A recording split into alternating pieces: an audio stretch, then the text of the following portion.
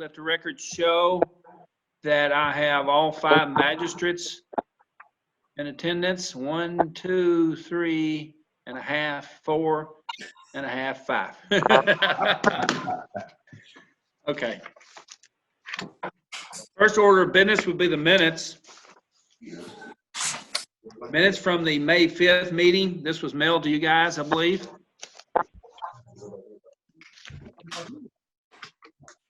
Everybody had a chance to look at the minutes, magistrates? Yes. Yes, sir.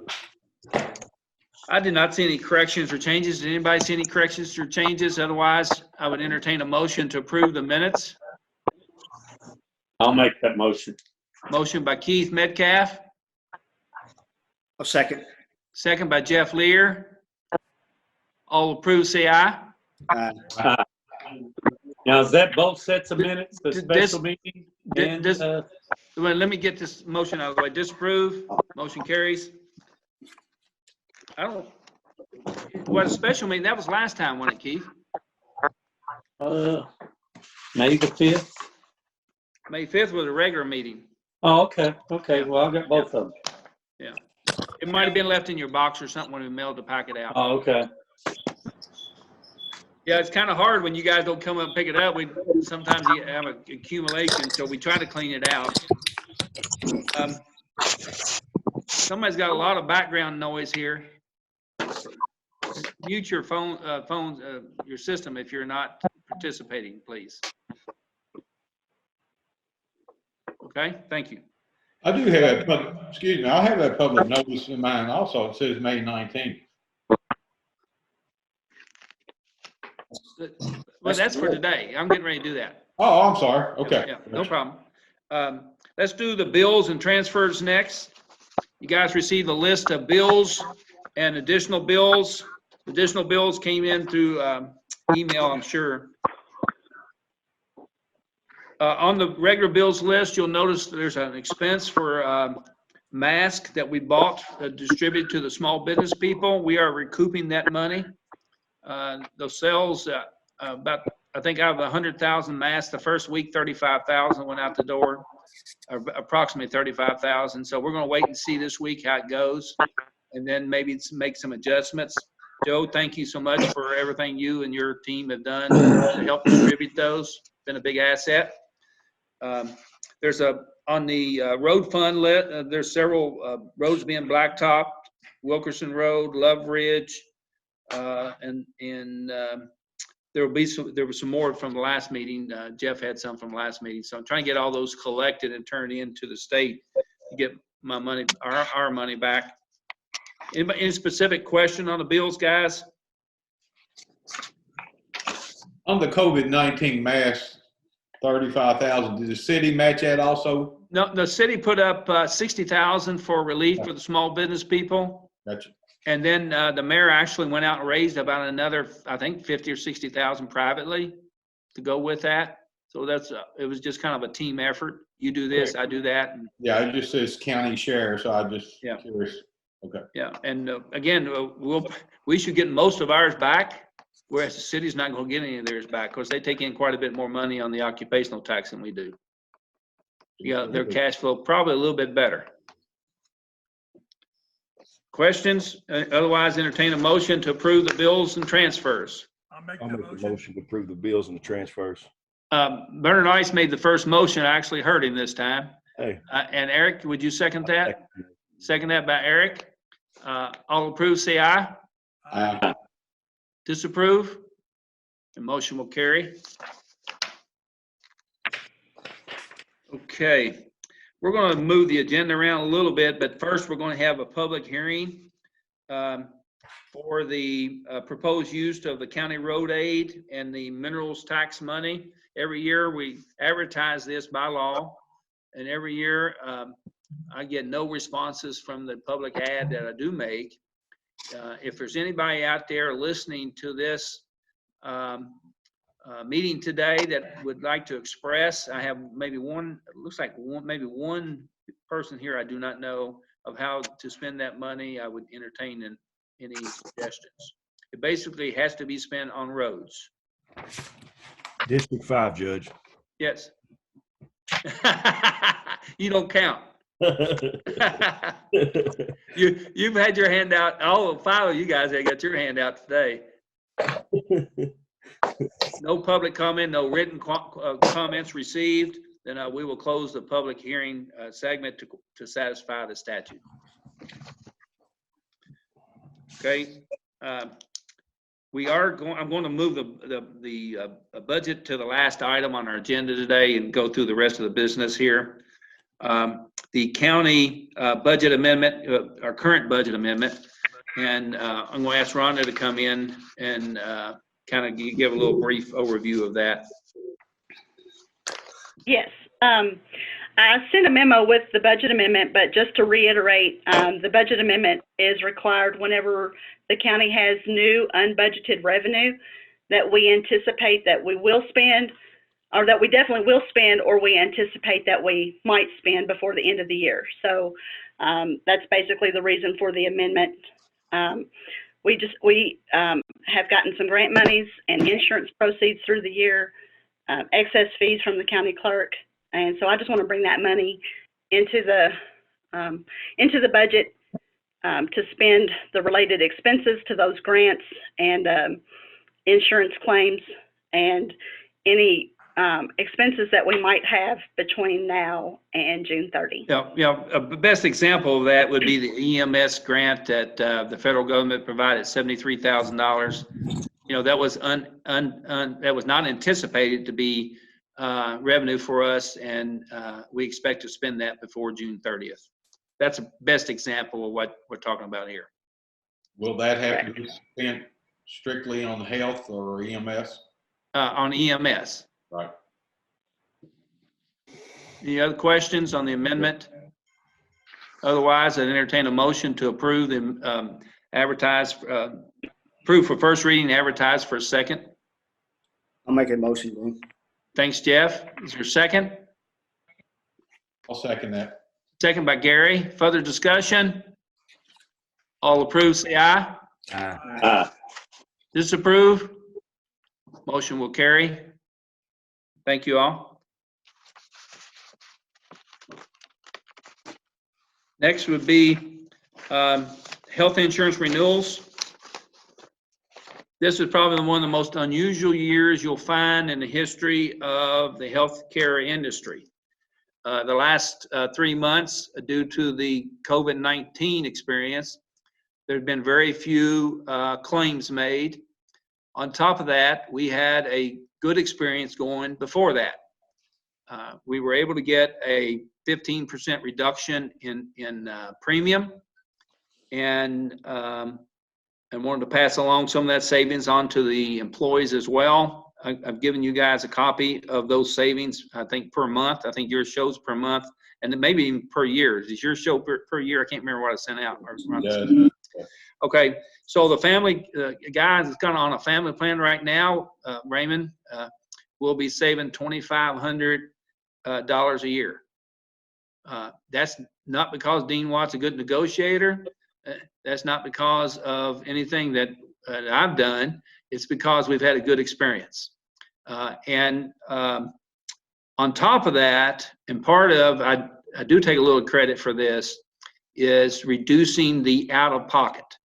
That's always been a big stickler to most of our folks. And that's going to go from $6,600 down to $4,000 per person. That is a real big savings. Now, next year, it may go back up again, just based on experience.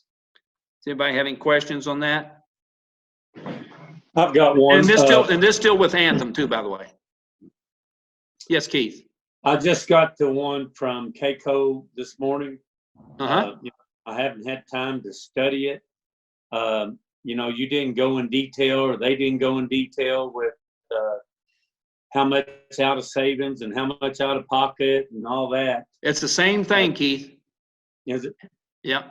They haven't, as the emails I sent you said, they have to add 9.5% because of the association. Belonging to the association does not always save you money. Yeah. KCO rep told me that at the last conference that is definitely going up 9 to 9.5%. So what, and KCO doesn't have health insurance. KCO uses a secondary or third-party broker. Same thing that I'm using. I'm using a broker that we've used for years. And whatever the rates are, Anthem's going to give KCO the same dollar rates, but they got to add 9.5% back onto it. What's 9.5% translate to in dollars? Dollars, you're looking at about $180,000 total All right. premium. I got a quick question for you, Dean. It's about a $2 million deal. Right. So, So does that mean the employee can expect lower copays, like going to the doctor and stuff like that? Not Is that what it- exact same copays, but out-of-pocket expense is lower. For instance, $6,600 a year individually. Right. That's what we've currently had. I've actually, unfortunately, had the experience of having to pay that last 3 or 4 years, and that's going to go down from $6,600 a year to $4,000. Yeah, and just to hit on the KCO insurance, Keith. I was kind of a proponent behind it until that last meeting we went to with them, Gary. There was some things that kind of raised the hair on the back of my neck with them that I thought, I agree. Gold. I agree. There's a few things they said that wouldn't been to our best interest. It would not have been best for the employee. I'm quite sure of it. But I wonder if there would, the city, with the way that they've done their self-insurance, it was a gamble, and it was they took a pretty hard hit at the beginning. But I'm wondering, Dean, is there? Because maybe you have to get invested into something like that for it to eventually drop. It's a hard road to hoe, though. It took 15, 20 years for them to get it right. But is there any way we could buy into their program the way that it sits now? Is that Eric? It's all based on experience. So we've looked at self-insured groups before, or self-insuring ourselves, and it's all based on experience. Next year we may be blown out of the water and our rates be sky high. Right.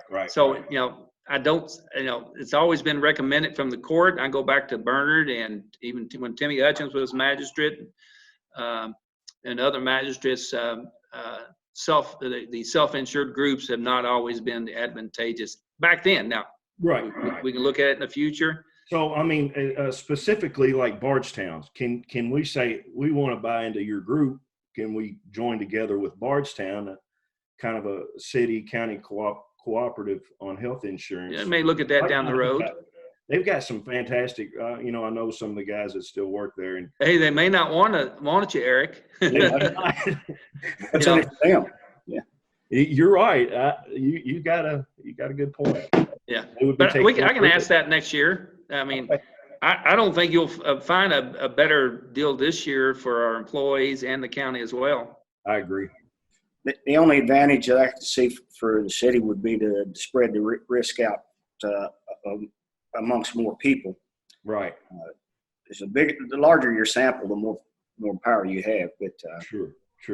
But that can go against you too, as you know. Exactly. Yes, it can. Yes. Especially in a relatively small group of what are you talking about? 200 or 300 people. Right. So we insure about 110. Right. And I'm rounding it off, and the city's probably got it close to that amount or more. So that's city spends really about 1.2 million, 1.3 million on their health insurance. We spend out of our pocket what the employee doesn't pay, about 1.5. Really? Dean, what would be the cost? What's the cost monthly?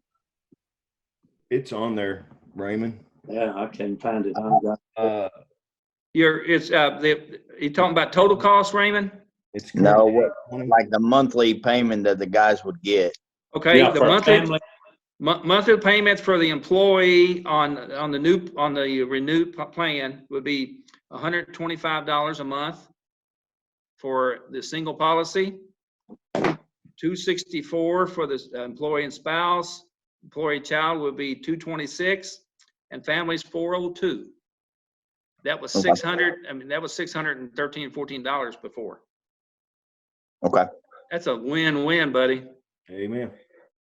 Well, I have to say, A lot Judge, I better. think by getting KCO involved, I believe your negotiator knew this was going on, and I believe he pushed that pencil a little bit more to get what good rate he got.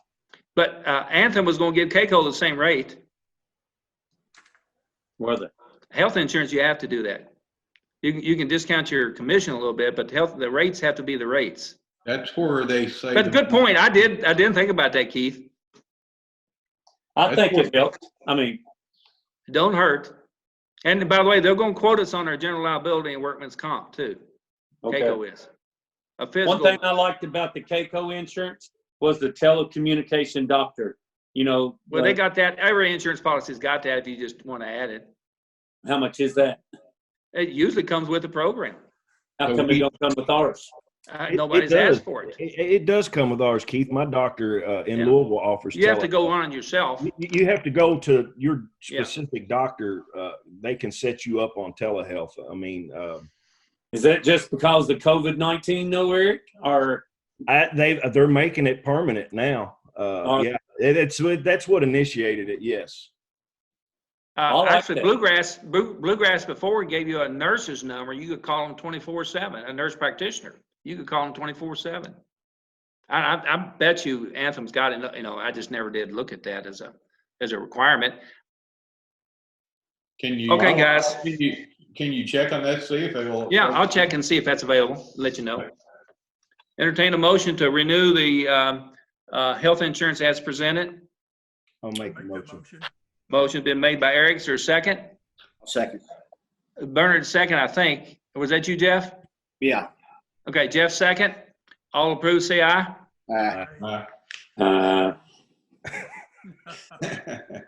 Disapprove? Motion carries. Thank you all.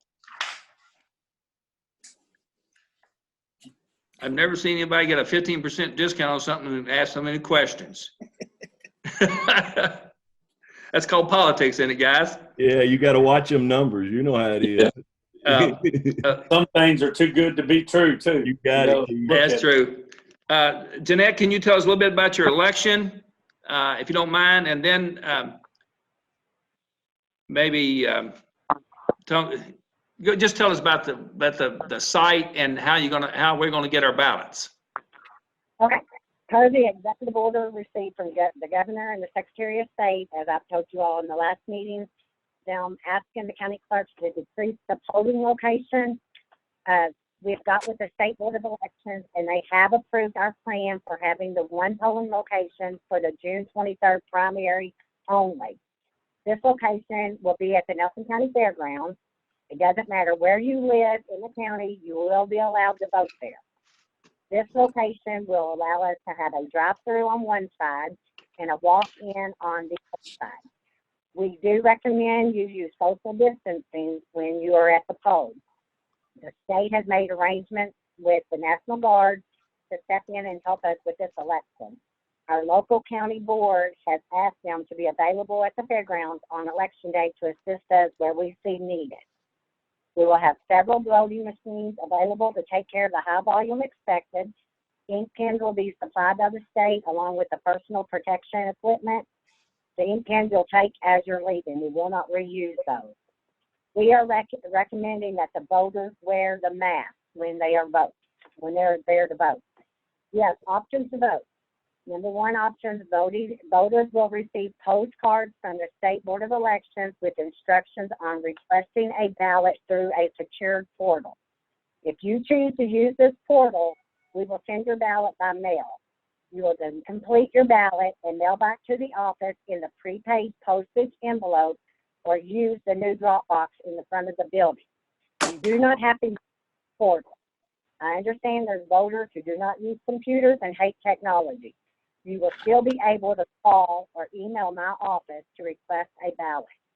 If you choose to request your ballot by calling or email, you will be sent an application for you to sign, send back to us, and my office will email you. We will send you your ballot. You can send this back to the office by mail or using our drop box in the front of the building. I would like to thank Judge Watts for the help on purchasing this new secure drop box. This drop box was put in by QSI, and it's just like a bank deposit box. This box has a combination lock and will be stored in a locked office at all times. If you want to vote absentee is another option in my office. This will be available from June the 8th through June the 22nd. There will be no voting in my office on election day. It will be at the fairgrounds only. We are requiring you make an appointment to vote absentee. We ask if you come into my office to please wear your mask. You can call the office starting on June 1st to make an appointment. The last day to register to vote is May 26th by 4 p.m. To register to vote, you can call my office or go online to www.govotekentucky.com. The last day to request a ballot is June 15th by 4 p.m., and all ballots will have to be postmarked by June the 23rd. I want to talk a little bit about opening my office to the public. I've talked with Judge Watts on my plan. Since we do everything face-to-face, and due to the CDC guidelines, my office will remain closed to the public until July the 6th. If I open up now, I would lose half of my employees, and we need these employees to focus on this election. We will continue to process all transactions by phone, mail, online, or our new Dropbox. If you feel that you have an issue that you have to be dealt with physically, please call my office. I'd like to let the media know that I'll be sending them some information also on the same plan that I just went over. Thank you. Jeanette, could you send me that information and I'll disperse it to the magistrates as well, please? Yes, sir. Thank you so much. You're Anybody welcome. have any questions? I wouldn't mind having several copies, Judge, and I'll take them around my little coffee shops so everybody can see what's going on. Okay. That's a great idea. Yeah, I've got postcards, a I thought I'd heard a postcard, and my wife was asking me the other day about it, and I said they're going to send out a postcard eventually, I guess. That, It will instruction how to use their portal on requesting a ballot, but they don't have to use that portal. They can call my office. Yeah, but I want a paper trail, though. That's better. Yeah. that drop box put in, it can be used for several things. So I think that's a good idea. And I think we should thank Keith Willett for getting a lot of that done. Yeah. Yeah. Keith was, he was a leg man on it. Yes, he always is. But it was an expensive box, though. It is. But, people can, after hours that works out of town now can put their registrations and everything in that drop box at night. So It's a little more secure, yeah. Right. Thank you. Any questions? Hopefully, Yeah. the voters that are using the mail, or if they drop it, it is secured. It's 100% secured. Oh, yeah. It's just like a bank drop box. Yeah, it's Yeah. what it is, really. Yeah, really. Yeah. I have one quick question for you, Jeanette. So you're saying that you're going to be able to vote through this portal on the internet. Is that correct? As well as? No, the only thing you're doing through the portal is requesting a ballot. Okay. So then we send that ballot to you. Then you can mail it back to us with the Understood. postage prepaid, Okay. or you can drop it in my Dropbox, or you can come to my back, knock on the door, hand it, deliver it to us. Well, I think, Portal just- right. I feel like you keeping your face-to-face operations closed is probably exercising some good wisdom, and I appreciate you doing that. So, but that's good. So there will be a public information campaign for this, because I know what you're saying, Keith, about the coffee shops, but I'm going to tell you, over in Bloomfield, nobody's in the coffee shops. And I'm not sure that, everybody is, not everybody attends, public meetings with us like that. I didn't know how they were going to get the information out to the citizens about it, because it is new. I'm with you, Eric. If I send anything to the media, I send it to the Bloomfield area and also the New Haven clerk. They both Okay. get everything I send out. Sounds good. It's a Thank good you, idea. Commissioners. I appreciate it. Thanks, Thank Jeanette. you. Thank you so much. Thanks, Jeanette. You're doing a great job down there. I appreciate it. Okay, next would be the Soil Conservation District report to the court. We're required by law to just present this to you as a matter of public record. No court action is necessary. I believe you received that in your mail. Am I right on that, guys? Yes. Okay. Jeanette, we'll make sure we put this in the matter of record for the soil conservation folks. Okay. Let's go to road department report. Is Lee around anywhere? Yes, There he sir. is. Okay, bottom left. On the screen, bottom left.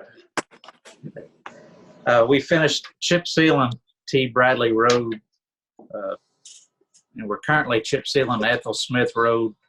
We only have about 300 feet left on that road, but we're waiting on the weather to cooperate with us. We like at least 24 hours. That's Lee.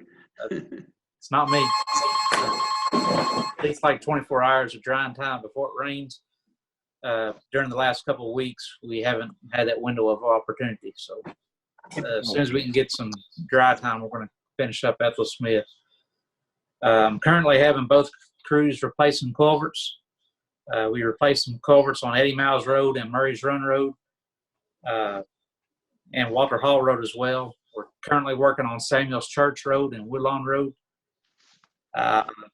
Finished work on Keith Knob Road to improve some drainage in the 1400 block that Bernard called in.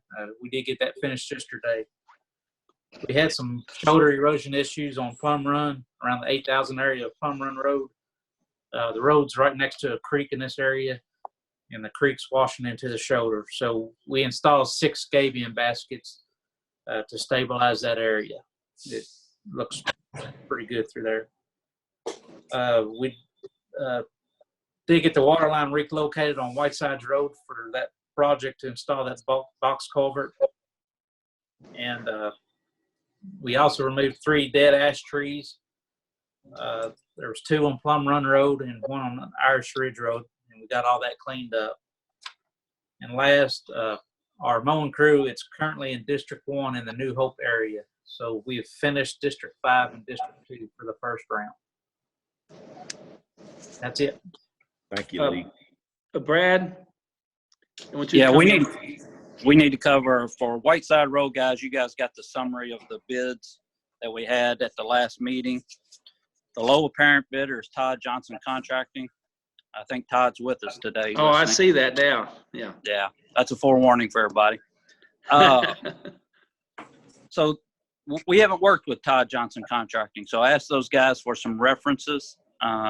They gave us the Bull County engineer, City of Danville supervisor, and Ron Hink, who's with Bitchell Construction. The references turned out really good. I mean, they said they're good guys to work with, that they do what they say. The only issue I ran into is the work they've typically done in the past has been more site work than bridge and culvert work, but they have done it in the past. It's just been a while since they've done it. I did copy you guys on an email from Paula Sanders. Technically, they have to approve, KYDOT has to approve who we use. And they are a part of the list. They're a part of approved contractors list to do this type of work. So based on what I found out and Paul's recommendation, I'm asking the court today to approve Todd Johnson Contracting and go with the low bid. And we can discuss. I've got a question. Yeah. Okay, let's do a motion here first, and we'll get to the question here in just a second. I made a motion to approve Todd Johnson. Okay, is there a second to the motion? I'll second the motion. A second to motion by Eric. Now discussion, Keith. Yes. How long's it been, Brad, since these boys put a culvert in? His email to me said 2016. 16? Yeah. Not that Well, long. concrete's about like riding a bicycle. You never forget it. So Here's the thing on this. There's a set of plans and what they're supposed to do. You know, and it's always good to have competition, guys. Trust me, I will be out there to make sure they do it the way they're supposed to. I mean, it'll just fall upon me and John as well. I'll get him involved to do the inspections. And, you know, let's build a relationship with them. And let's see where it goes. That's right. yeah. Any other questions or discussion? All approve the motion? Oh. Say aye. Disapprove? And motion will carry. Okay, Next, Dean, Brad. sent out an email. Gary had some leftover funds from 2019. He's requesting to pave Potter Shop Loop. That's CR 1128. It's only about 2,800 feet long, guys. We actually only have half of Potter Shop Loop. The section that's what I'll call closer to town is our section, all the way to the bridge and to the intersection of Potter Shop Road. It'd be a total of $23,000. We were understanding, me and the judge talked the other day, we was understanding we had all the Potter Shop. And I talked to Brad this morning, Judge, and he advised me it was half. And it comes across a new ridge to the Potter Shop Road entrance there. So Right. we'll get a lot of that, and we'll have to ask the city if they can put that on their list to do the rest. Sounds good. Yeah. Entertain a motion, Gary? I'll make the motion. I was wondering if he's going to step to the plate. Is there a second to that? I'll second it. Second by Keith. Further discussion? All approve, say aye. Disapprove? Motion will carry. Jeanette, I sent you that email this morning, Jeanette. Thank you, Brad. Okay. Yep, no problem. Two more quick items. Material bids, we'll be opening those May 29th. Just for you guys heads up, it's not necessary for you to be there, but I'll present those in June to you guys. It's culverts, rock, asphalt, all that type of stuff. Fuel Excuse me. and fuel. And fuel. Yeah. And the other thing, I'll cover paving real quick. Mago, Keith has mobilized to Coon Hollow, and we're trying to get that one done as soon as possible for the funding purposes that Dean has continued to talk about. And then probably what you guys are going to see is Mago's going to go some other places for a while. And we do have several still issued to those guys to take care of. But I think they got some other work in the state that they're trying to get done, and then they'll get back to us. Well, when are Okay. they going to start other blacktop, Brad? Can't answer that one, Keith. They don't have a lot of work, guys. They don't have very much work at all. And so they're No, trying to. the state's put on hold a lot of projects, let me tell you, a lot. They've had to, they don't have the money. And so what they're doing is the crew that you would typically see pay for us is being sent to other locations in the state. And we asked them to try to make sure they got Coon Hollow done because that has state funding associated with it. And then Dean and I discussed as far as our other paving, they'll get back to us. It won't be long, but you're going to see them gone for 2-3 weeks probably. What I'm trying to do, guys, is get all the state funds, discretionary flex that has been approved already. I'm trying to get those done here in the next week or so. And that way I can do some middles to the transportation cabinet in Frankfurt to get our reimbursements back. So we have to pay that and get reimbursement. Trying to close all that out before June 30th. To start July 1st with a clean slate. Okay. And we're on target to do so. Well, I'd also like for them to do our last year's paving by July the 1st, if any way possible. I mean, I think they can do that. Our hometown, like you said, to wipe the slate clean so we can all start over and we know what we got done and what isn't done. I just think it would be a good idea. What else you got left to do there, Keith, on your county money? Brad? Stringtown, Walter Hall. Stringtown and Walter Hall, Keith. Yeah. Jeff I think has they talked like they would get that. Really, they did. But I want to get these others done first because it's state money. And the state may, there's a little clause in those contracts that depending on availability of funds, I don't foresee that happening, but I don't want to take any chances. Okay, so that's got Brad taken care of. Let's go to John. Landfill solid waste. Just a quick reminder, we'll be closed Memorial Day, so we'll be running a day behind us May 25th. So basically Monday's garbage we picked up on Tuesday, Friday's garbage we picked up on Saturday. So a day behind like usual. But other than that, normal operations. I have a question. Yep. When are we going to open the recycle back up? Basically, I'm waiting. I talked to a few guys from the city and Guthrie Opportunity Center. They're still waiting to reopen. So once I hear that they're going to reopen, then we'll we'll jump on board and reopen and start doing door-to-door pickup and recycling trailers. Did you say Go Center? Yes, Go Center's open, I understand. it is. Okay. I'll check into it and see. Okay, if you don't care, email me when you are. He's got somebody close to him that's pushing him. I have several people close to me, like the judge says, pushing. So You got one person I know of for sure. That's right. Okay. I keep mama happy. Yeah, I checked with them last week and they didn't know, so I'll check with them and we'll start it, get open as soon as we can. And I'll shoot you an email.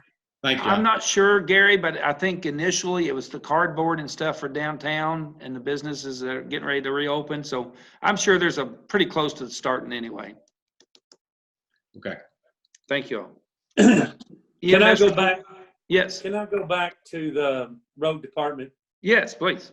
I just want to thank Lee and Brad. My job in the last 6-7 months has been exceptionally okay. They have really did a good job. They have lessened the phone calls on me, and I just wanted to give them a thank you for what they've done. Good. Thank you, Keith. Mother Nature helps tremendously with that. Yes, it does. Those guys always do a great job. Yeah, that's not gonna get y'all any more extra work out in your districts, guys. We're trying our best. Bernard, don't let them do that to you. EMS report. EMS report, fast, hurry. Okay, guys, activity out of the emergency service department since our last meeting. We installed mobile radio in the roll-off truck, that new roll-off truck out of landfill. We've decommissioned 2 cars for the sheriff's office, and we continue to disperse our mask and hand sanitizer. Some numbers on that, as Judge said at the beginning of the meeting, as of last night on the businesses mask disbursement, we had dispersed 36,105 masks to our businesses and a little less than 600 gallons of hand sanitizer to those same businesses. As far as our first responders and healthcare workers, we've dispersed 99,880 masks, and that's the surgical type, and 10,550 N95 masks. And along with that, another 115 gallons of hand sanitizer just to our first responders. So that continues to move along. That has all occurred since April 20th. So about a month and all this has been obtained and dispersed out. As far as the EMS, we continue to see the trend that I had mentioned at the last meeting about getting calls for service. People will get there and the crew will assess the patient, perform some sort of treatment, say a diabetic. They'll get the sugar low fixed for the person, and then they will refuse transport to the hospital. Looked at last year's numbers. Total from May 1st to May 17th were 339 calls made for last year. This year's 337. So, you know, one would think we're only down a couple of runs from last year, but when you look at the calls that are non-transport, last year was 60 non-transport, and this year is 118 non-transport. So when you look at the revenue side, that's about a 27% decrease in our billable charges for that. I believe that would be my report. Joe, your new, the vehicle we bought, is there an estimated time when that would be on the road? Or did you mention that? I don't remember hearing it. We, of course, sent it to American Tire to be checked out. We had to put tires on it, do some front-end work. Currently taking the red decals off of it here in our shop, and then we'll have it striped up. It'll probably be another 3-4 weeks before that's ready to actually been inspected and on the road. Okay, thank you. Anybody any questions? Yeah, I do. Did you get the glow plugs replaced? It was, yeah, we had four glow plugs bad, all on one side. That's kind of unusual, but yeah, we thought maybe it was a wiring harness at first, but it ended up being a glow plug. You got those replaced, I guess? Yeah. I got a quick something here, Joe. I just wanted to thank you and Eva and you know, my wife's business, she's going to be planning on opening up the 25th. Well, she was under a lot of stress to try to find masks, and she was trying to find hand sanitizer. And I'm just going to tell you, for a private individual outlook on the market, it's expensive and it's hard to find. Since the city and the county, and I appreciate it, Judge, and I appreciate the mayor, what you all have done, it has been a blessing because it saved her probably, she probably paid 50% less on per mask than what she would have paid if she'd have went as a private individual buying these masks. Of course, she owns a barbershop salon, so, you know, there's some pretty stringent barbering board rules that are involved with customers and such wearing masks. So she was so thankful to you, Joe and Eva, for what you all did. I think it's an incredible service for the small businesses in this county, and I recommend that anybody thinking about starting back to work should utilize that service because it just helped us out tremendously, and I really appreciate it. Thank you. Well, Good Eric, deal. I appreciate that. For you guys to know, we worked it out. We were already doing the hand sanitizer out of the office here, so it just made sense with Judge Watson and Mayor Heaton that we stockpile those masks at a different location and bring them in here as we need it. We've actually about 62 businesses have taken advantage of that. Anybody that had an order of 1,000 masks or more, EMS crews would take time and deliver those masks to keep the traffic down out here. And anybody below that, of course, came by and picked them up here. We ask them to stay in their car, and we take out their hand sanitizer and mask to them. We're very appreciative of everybody that's come by. Yeah. Appreciative on not being able to find it on their own. It's fantastic. I'm telling you, I was kind of overwhelmed by it. I mean, it just shows the local governments, Dean and the mayor, and you know, it just reaches out to, as a small business operator, my wife was very appreciative of it, and she was overwhelmed by it actually. But let me ask you a real quick question. Those, aside the masks, the decommissioned sheriff's office vehicles, what happens to those, Joe? Judge Watts will advertise them, I think, and surplus them. No, actually, on the first few, Joe, let me interrupt here for a second. On the first few, I think if didn't the jailer get one of those, Raymond? They got two of them. They got an Explorer and a second Impala. Yeah, and another Explorer has been used. We transferred it to the codes department, to planning and zoning. Correct. To take out, we've been using that little S10 for about 15, 18 years. And it's just not the nicest vehicle to be out in. So appreciate the work that the sheriff did on that, and as well as what Joe and them have always done for those vehicles. Yeah. So far, there's 3. Now, the ones that don't have a home will be surplus, Eric. Okay. One more quick question for you, Joe. You talk about the runs where people are non-transport. So is there not a service fee for that we can charge on that?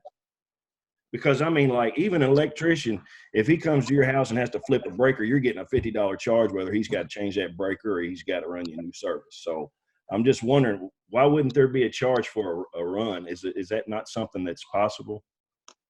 Yes, a couple of years ago, about 3 years ago, this court adopted no transport fee at $155, I think it is now. But again, Eric, you know, it's a deterrent. It was for a deterrent to the lift assist that we get called on so many times. We may have to drive to, just take the example, we'll send an ambulance to Hardstown just to get someone up that have slid out of their chair or fell out of their bed. So we developed that to kind of offset the cost of doing that service. But I will tell you, the collection rate on that is very low. It's very difficult to pursue that. Really? Well, Joe, isn't correct? If the Medicare, Medicaid patients, you cannot bill them for that, correct? No, this is an out-of-pocket expense to the patient. Insurance companies and, like Gary said, Medicare, Medicaid won't reimburse for those type of calls. So there is actually an existing charge for and we bill it, but collecting it's another thing. Well, okay, thank you. I appreciate your service, man. I really do. One other thing, real quick, I was thinking about that, Judge.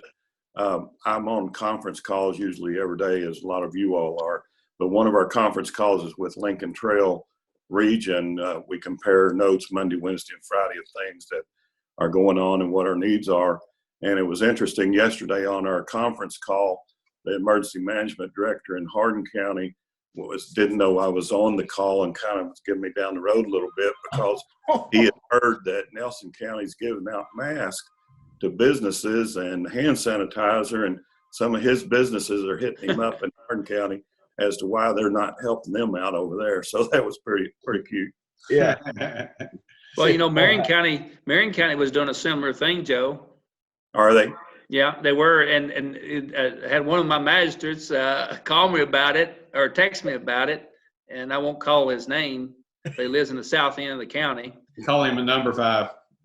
Oh, it wasn't number 5. No, it wasn't number 5, but That's the east side, Gary. he wanted to know how. But anyway, it all worked out.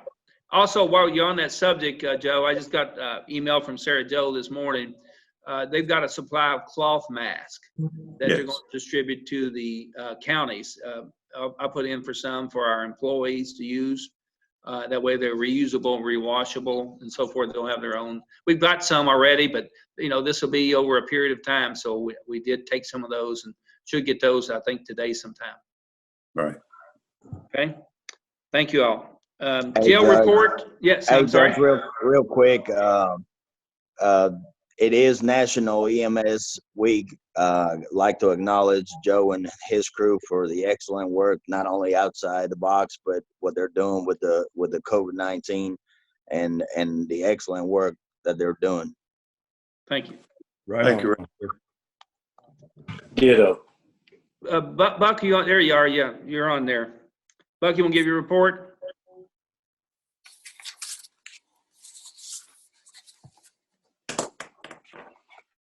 He's unmuted. Okay. If he's at the jail, it's hard to get out of there, I'm sure. Yeah. Okay. I will say I got a report just a few minutes ago, and the total inmate population today is at 80. So that's way down. I wish he could talk or we could hear him. He's probably talking. We're just not hearing him. We'll come back to Buck if he can get his thing going. We'll go on to recreation report. I'm still in talks with Little League Baseball on the season. I've talked to some surrounding counties, and nobody can really give me a definite answer of what they're doing. I submitted a plan to Judge Watts on like some guidelines for the park, just kind of a rough draft. I'm still waiting on Little League Baseball to send me something, but I don't know what the CDC guidelines are yet for youth sports, so I'm still waiting on those. Bryce, I have done a little research on it. Most communities I've talked to are not going to have any Little League Baseball. And it is expensive to start with, much less you buy uniforms and all that stuff, and it's a little more involved than just saying you want to play or participate. So it's highly unlikely that we will have a summer league of any sort. Okay. But we do need to talk about how we can let the park be used for what I call recreation baseball. People get together, in a safe way to play like we used to when we were kids. Organized practice. Organized practices and that kind of stuff, just to keep them active. But it is very expensive. I don't know what, $60 to $75, $85 for a kid to play sports like that. Depends on the age. I think it's like 65 for T-ball, but I think it's in the 90s for 11, 12. Yeah. Well, just keep me abreast on it. Thank you so much. Yes, sir. Okay. Under old and new business, want to report, and I think some of the media has already reported this, the 2020 county fair has been canceled, like so many other fairs around the state. Our feeding program is May 27th, next Wednesday, week from tomorrow. We do plan on opening up the courthouse here, this building, upstairs and downstairs, both on June the 1st. It'll be a little different model than what you normally see. but we do plan on opening up. We have continued to be getting our applications for building permits and so forth. Those haven't gone down. People have made it work. We've got tables set up downstairs, and that continues to flow real well. On the current budget, just kind of give you an overview of the current budget. Have you seen that Jefferson County and Fayette County, these bigger cities, are in trouble financially? We're pretty fortunate that our revenue stream has stayed fairly constant. That's because we don't spend everything we have. That helps a little bit. And when you don't spend everything you have, you got a little bit to kind of fall back on. And it's not a whole lot to fall back on.